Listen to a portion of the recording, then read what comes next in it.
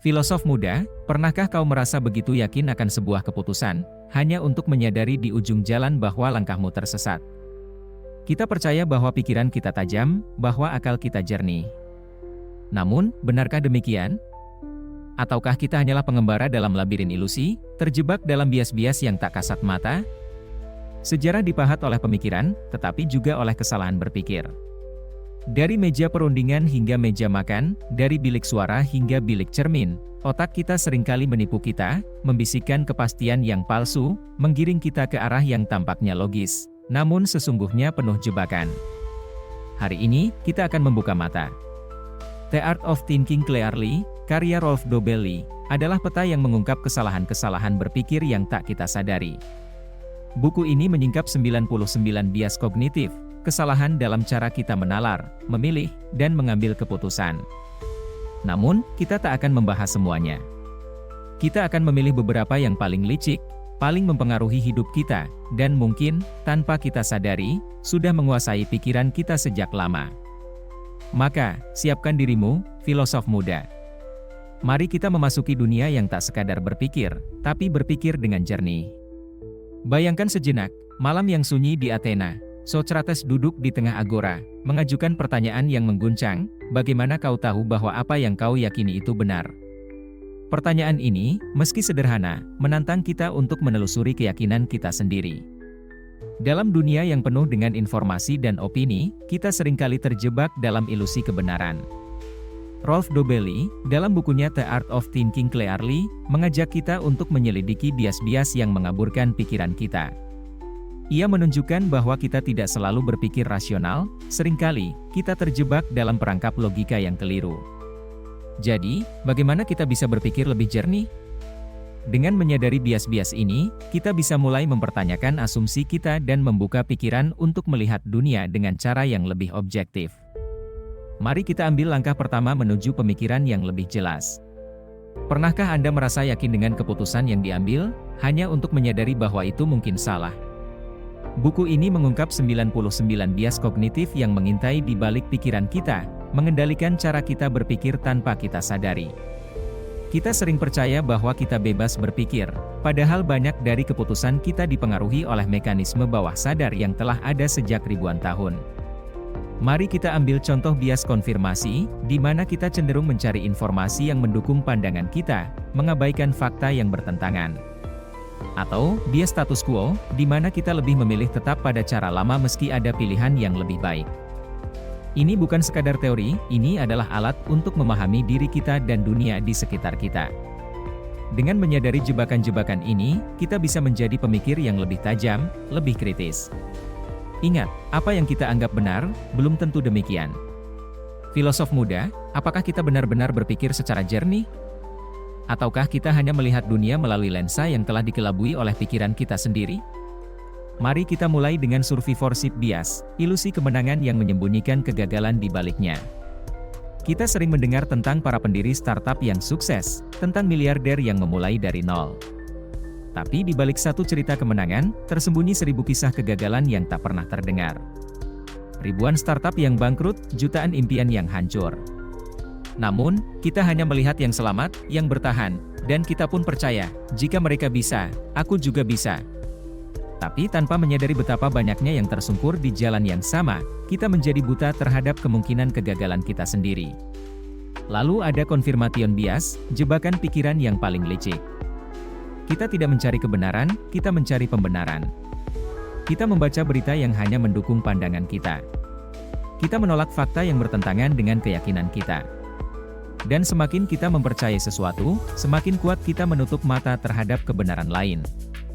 Lihatlah dunia politik, teori konspirasi, atau sekadar perdebatan kecil di media sosial, setiap orang merasa benar, karena mereka hanya melihat apa yang ingin mereka lihat.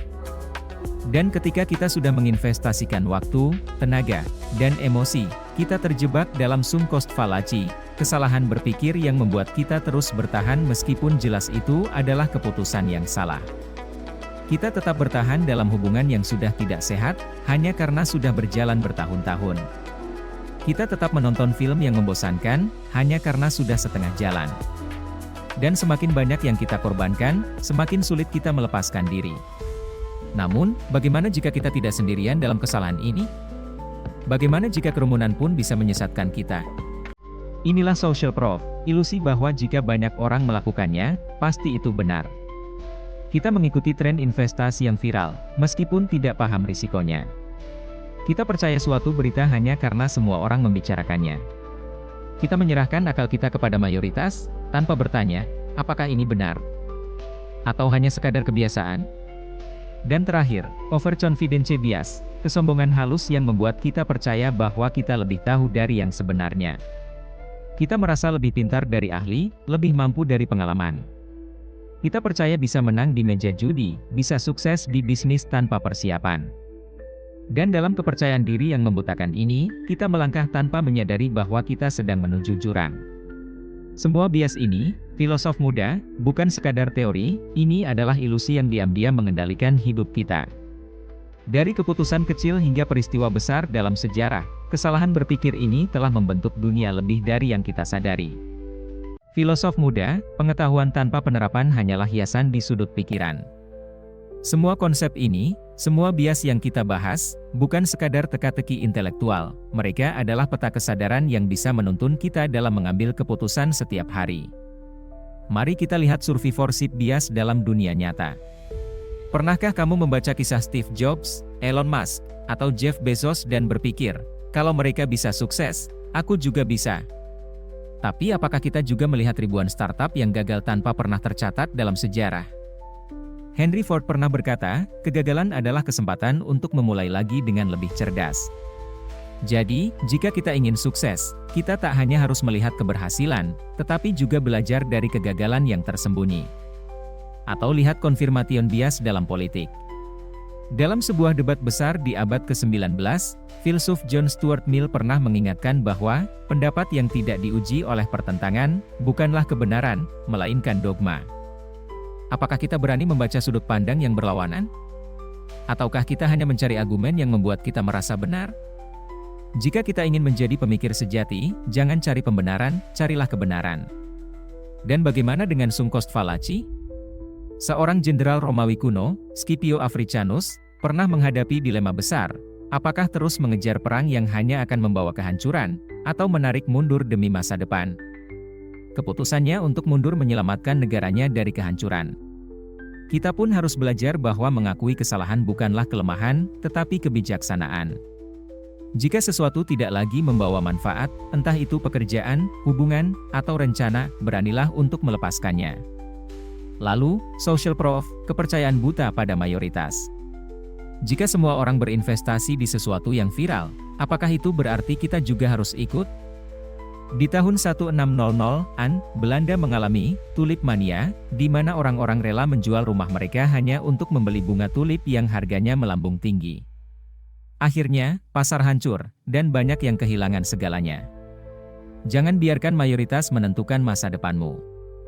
Berpikirlah sendiri, dan bertanyalah, apakah ini masuk akal? Terakhir, overconfidence bias. Kisah Titanic menjadi pelajaran yang paling menyakitkan. Kapal yang diklaim tak bisa tenggelam, akhirnya justru karam karena kesombongan sang pembuatnya yang menyepelekan risiko. Dalam hidup, percaya diri itu penting, tetapi kesadaran akan keterbatasan diri lebih penting. Jangan pernah berpikir bahwa kita tahu segalanya, sebaliknya, teruslah belajar, teruslah bertanya, teruslah meragukan. Jadi, bagaimana kita bisa menerapkan semua ini? Sadari biasmu sendiri. Saat mengambil keputusan, tanyakan, apakah aku melihat gambaran penuh, atau hanya sebagian? Jangan hanya mengikuti mayoritas. Tanya dirimu, apakah ini benar, atau aku hanya ikut-ikutan? Beranilah mengubah arah. Jika sesuatu sudah tidak lagi menguntungkanmu, lepaskan. Jadilah skeptis terhadap keyakinan sendiri. Buka pikiran, baca sudut pandang lain, dan biarkan pemikiranmu diuji. Ketahuilah bahwa kita tidak tahu segalanya. Keraguan bukan kelemahan, justru itu adalah langkah awal menuju kebijaksanaan.